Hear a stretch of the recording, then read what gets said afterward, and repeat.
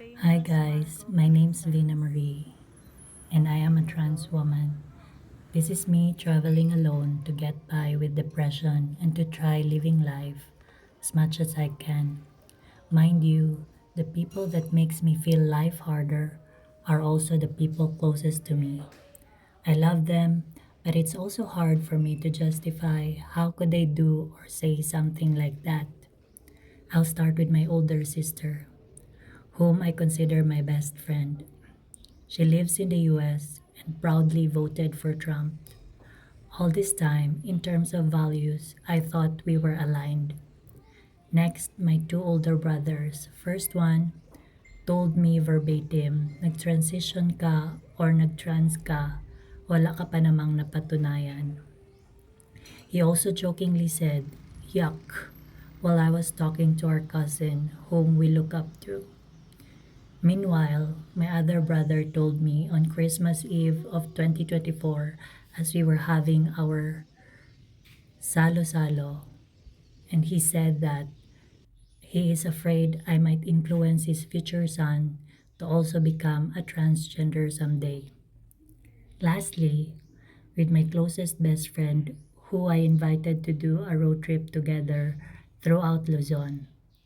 I asked him to shoulder my food and my hotel expense starting in the middle of our trip somewhere in Ilocos since I am running out of cash.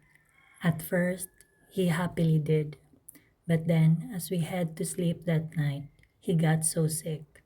So we decided to cancel all our plans for the other half in the Tuguegarao side of the trip. We just decided to just go drive back as soon as we can.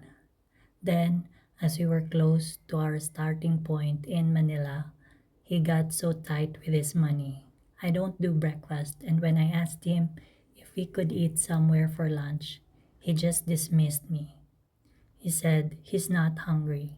So we continued driving, and by 5 p.m., maybe he felt hungry, so he asked me to stop because he wants to buy some chicharon along the way. Deep inside, I am outraged because I'm also very hungry, but he haven't even asked if I ever want something.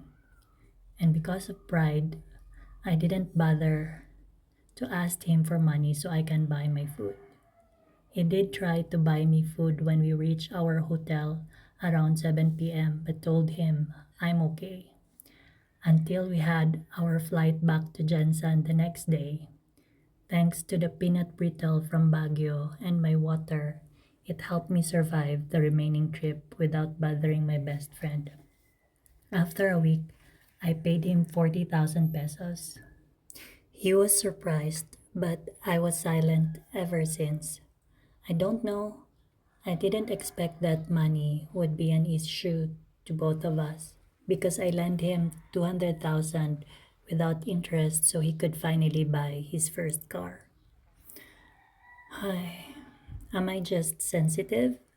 Kung nakarelate ka, I'm curious, how do you look past sa mga nakasakit sa'yo?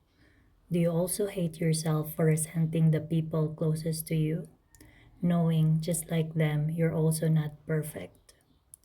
Am I a narcissist and selfish when I ignore my family and best friend reaching out to me? Ano bang mga ways nyo?